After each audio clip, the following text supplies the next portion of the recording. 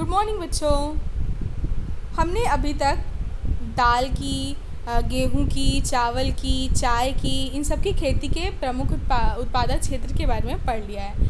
आज हम कपास एवं जूट के प्रमुख उत्पादक क्षेत्र के बारे में पढ़ेंगे।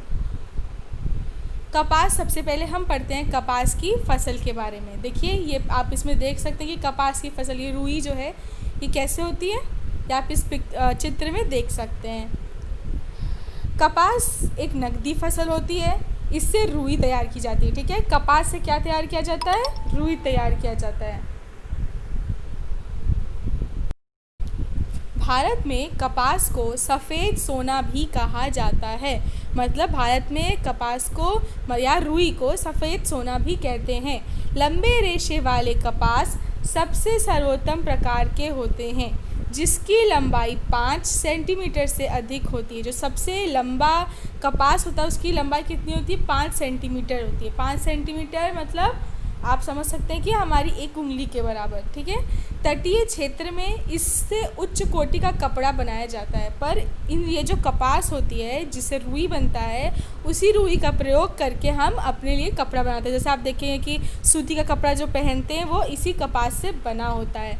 तटीय क्षेत्र में पैदा होने के कारण इसे समुद्र द्वीपीय कपास भी कहते हैं, क्योंकि ये तटीय क्षेत्र में पैदा होते हैं। मतलब जो तट के पास, जो समुद्र तट के पास होता है वहाँ पे पैदा होता है, इसीलिए इसको हम समुद्र द्वीपीय कपास भी कहते हैं। मध्य रेशे वाले कपास, जिसकी लंबाई 3.5 से 5 सेंटीमीटर तक होती है, उसे देखिए, कपास 3 प्रकार का होता है। ठीक है, जो सबसे बड़ी है, सबसे लंबी होती है, वो 5 सेंटीमीटर की होती है और वो समुद्र के तट पे पाया जाता है, इसीलिए उसको समुद्र द्वीपीय कपास कहते हैं। तो पहला वो हुआ। ठीक,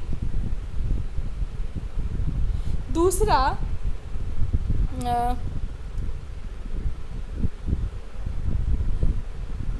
है आपका पहला हुआ आपका समुद्र द्वीपीय कपास।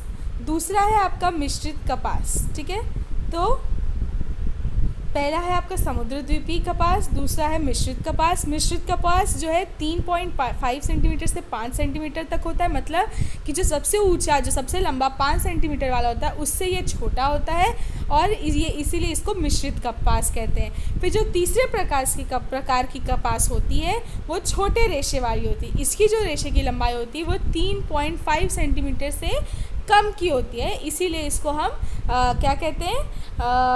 छोटी रेशे वाली कपास कहते हैं। ठीक है, तो 3 तरह की कपास होते हैं: समुद्र द्वीपीय कपास, मिश्रित कपास और छोटी कपास। ठीक, अब इसका हम इतिहास जान लेते हैं कि कपास आया कहाँ से। कपास भारत की आदि फसल है। ठीक है, जिसकी खेती बहुत ही बड़ी मात्रा में की जाती है। ये एक आदि फसल है, इसकी खेती बहुत बड़ी मात्रा में की जाती है। यहाँ आर्यावर्त में ऋग वैदिक काल से ही इसकी खेती की जाती है। अब सोचिए कि ये आर्यावर्त से, जो ऋग वैदिक काल था, बहुत बहुत समय पहले से ही इसकी खेती, कपास की खेती की जा रही है। ठीक है, भारत में इसका इतिहास काफ़ी पुराना है, बहुत ही पुराना इतिहास है। हड़प्पा निवासी कपास के उत्पादन में संसार भर में प्रथम माने जाते हैं। जो यहाँ के हड़प्पा निवासी थे, आपने पढ़ा होगा हड़प्पा के बारे में, वही सबसे पहले यहाँ के जो हड़प्पा निवासी थे वो ही सबसे पहले कपास की खेती करते थे। ठीक है, कपास उनके प्रमुख उत्पादन में से एक था। भारत से ही 327 ईस्वी पूर्व के लगभग यूनान में इस पौधे का प्रचार हुआ। फिर उसके पहले कहाँ आया? भारत में। फिर 327 ईस्वी के बाद यूनान में इस पौधे का प्रचार फैला। यह भी उल्लेखनीय है कि भारत से ही यह पौधा चीन और विश्व के अन्य देशों को ले जाया गया। मतलब पहले ही ये कपास भारत में ही पैदा हुआ। मतलब आप सोच लीजिए कि सबसे ज़्यादा भारत में कपास पैदा होता है, तो सबसे पहले ये भारत में हुआ, उसके बाद इसको दूसरे देश जैसे चीन वगैरह देशों में ये व्याप्त हुआ। ठीक है, उसके विश्व में प्रतिवर्ष लगभग 150 लाख मैट्रिक टन कपास पैदा होता है। तो भारत के अलावा और कौन कौन से देश हैं? संयुक्त राज्य अमेरिका, चीन, भारत, ब्राज़ील, मिस्र, सूडान, यह सब जो है कपास के प्रमुख उत्पादक देश हैं। ठीक है, अब हम आगे पढ़ते हैं। इसके प्रमुख उत्पादक क्षेत्र के बारे में पढ़ लेते हैं। ठीक है, तो देखिए भारत में कपास के प्रमुख उत्पादक क्षेत्र सबसे पहले महाराष्ट्र है। तो देखिए ये आपका सबसे ज़्यादा कहाँ होता है, ये महाराष्ट्र में। ठीक, दूसरा आता है आपका गुजरात, तो सबसे ज़्यादा कहाँ होता है, ये गुजरात में। फिर तीसरा आता है आपका मध्य प्रदेश, ये होता है मध्य प्रदेश में। फिर चौथा आपका आता है पंजाब में। फिर पांचवा है तमिलनाडु में। फिर छठा है उत्तर प्रदेश में। ऐसे करके ये आता है। ठीक है, ऐसे करके ये कपास के प्रमुख उत्पादक क्षेत्र है। तो सबसे पहले आप कम से कम तीन तो आप याद ही रखिए कि सबसे ज़्यादा भारत में कपास कहाँ होता है, महाराष्ट्र में होता है। ठीक है, फिर दूसरे नंबर पे क्या आता है, गुजरात। फिर तीसरे नंबर पे मध्य प्रदेश। ये तीन तो आप ज़रूर याद रखिएगा। आगे बढ़ते हैं। अब हम भारत में जूट की खेती के बारे में पढ़ते हैं। देखिए जूट की खेती कैसे होती है, ये सब जो आपने देखा होगा ना, वो क्या कहते हैं, जो खटिया वगैरह आपके गांव में होता है उसमें बुनते हैं, तो हमारे घर पे होता है, वो इसी जूट से बना होता है। रस्सियाँ होती हैं वो इसी जूट से बना होता है। तो अब हम जूट के उद्योग के बारे में पढ़ते हैं। ठीक है, जूट उद्योग में भारत का विश्व में प्रथम स्थान है। भारत का जूट उद्योग में कौन सा स्थान है, प्रथम। जूट सोने का रेशा के नाम से मशहूर है। जूट को हम सोने का रेशा भी कहते हैं। ठीक है, जूट उद्योग का पहला कारखाना, सबसे पहला कारखाना जो जूट उद्योग का हुआ था वह कहाँ हुआ था, कोलकाता में और के समीप रिसरा नामक स्थान में 1859 में लगाया गया था। ठीक है, स्वतंत्रता प्राप्ति के समय भारत विभाजन से सर्वाधिक प्रभावित होने वाला उद्योग यही था, क्योंकि तत्कालीन 120 कारखानों में से 10 पूर्वी पाकिस्तान में चले गए थे। तो सबसे ज़्यादा प्रभावित जब विभाजन के समय कौन सा हुआ था, ये जूट हुआ था, क्योंकि 120 कारखानों में 10 जो है वो पाकिस्तान में चले गए थे, जबकि जूट उत्पादन क्षेत्र का अधिकांश भाग उसके पास था। ठीक है, 110 कारखानों का कच्चा माल उपलब्ध कराने के लिए पश्चिम बंगाल के किसानों को अथक परिश्रम करना पड़ा। ठीक है, शुद्ध कच्चा माल होने के कारण इस उद्योग के कारखानों की स्थापना जूट उत्पादक क्षेत्र में ही की जाती थी। ठीक है, आगे बढ़ते हैं, इसके उत्पादन क्षेत्र के बारे में पढ़ते हैं। ठीक है, भारत के जूट उद्योग में पश्चिम बंगाल का प्रथम स्थान है। ठीक है, जूट उद्योग में किसका, पश्चिम बंगाल का सबसे ज़्यादा कहाँ पाया जाता है, पश्चिम बंगाल में। देखिए आप यहाँ देख सकते हैं कि यहाँ पे देखिए सबसे ज़्यादा कहाँ है, ये देखिए यहाँ लिखा हुआ पश्चिम बंगाल ना, तो पश्चिम बंगाल कहाँ है, ये तो देखिए सबसे ज़्यादा आपका कहाँ पाया जाता है, पश्चिम बंगाल में पाया जाता है।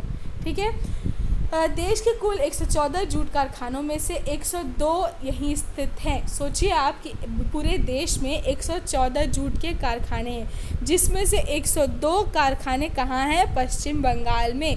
इसीलिए पश्चिम बंगाल आपका प्रथम स्थान है जहाँ पर जूट का उद्योग होता है।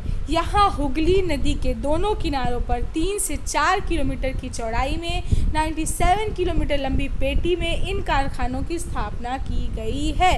तो सबसे ज़्यादा कहाँ पाया जाता है, पश्चिम बंगाल में पाया जाता है। 114 में से 102 कारखाने वहाँ पे स्थित है। कहाँ पे, हुगली नदी के किनारे। रिसरा से नईहाटी तक विस्तृत 24 किलोमीटर लंबी पट्टी में तो इस उद्योग का सर्वाधिक केंद्रीकरण हो गया है। यहाँ जूट उद्योग के प्रमुख केंद्र कौन कौन से हैं, रिसरा, बाली, आगरपाड़ा, टीटागढ़, बांसबेरिया, कानकेसर, ऐसे करके है। ठीक है, अब हम आगे देख लेते हैं कि और दूसरे कौन से प्रदेश हैं जहाँ पे जूट की खेती होती है और कौन से राज्य हैं। तो सबसे पहले हमने देखे यहाँ पे सबसे पहले है पश्चिम बंगाल। तो यहाँ हमने देख लिया कि सबसे ज़्यादा कहाँ होता है, पश्चिम बंगाल में। दूसरा है आपका बिहार। दूसरा क्या है, बिहार। तो पहला आपका हुआ पश्चिम बंगाल, दूसरा आपका हुआ बिहार, तीसरा आपका हुआ असम, चौथा हुआ आपका उड़ीसा, पांचवा हुआ आपका अरुणाचल प्रदेश। ठीक है, ये अब ये सोचिए, आपने देखा है, आपने ये ध्यान दिया है क्या कि ये सारे लगभग के तटीय क्षेत्र के पास में। अब देखिए पश्चिम बंगाल में सबसे ज़्यादा, यहाँ पे देख रहे हैं ये तटीय क्षेत्र है ना, तो इसलिए सबसे ज़्यादा कहाँ पे है, पश्चिम बंगाल में, उड़ीसा में, मान लीजिए बिहार में भी नदी है, तो ऐसे। ठीक है, तो अभी हमने क्या क्या समझा, देखिए